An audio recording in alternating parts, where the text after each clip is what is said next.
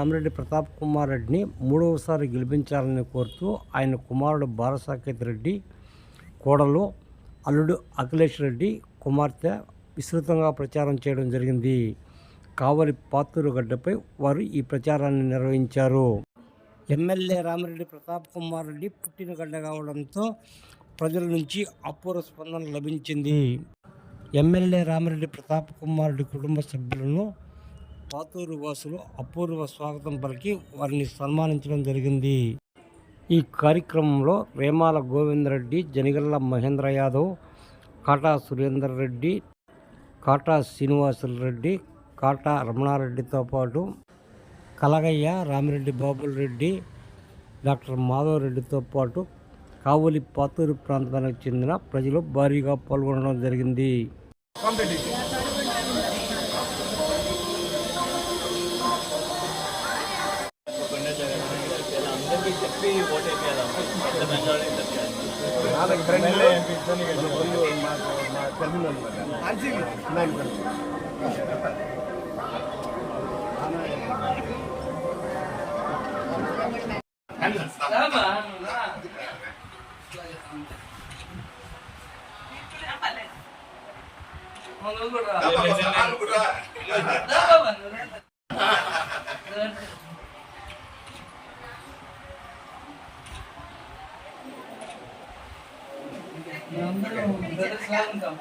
గెలుపుకి అందరం టీం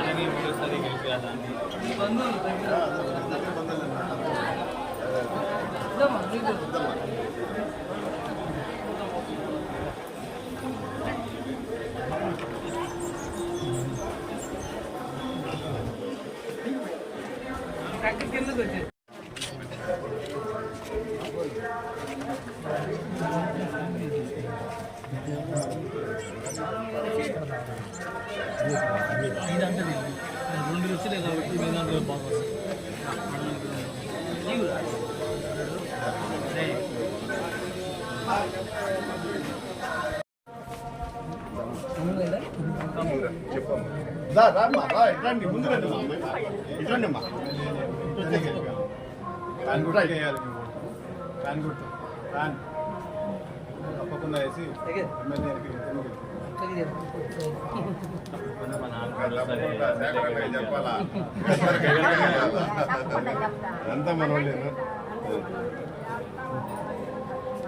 అన్నీ మీ ఇంటికి వచ్చి మీకు రిలేషన్స్ వీళ్ళంతా బంధువులే.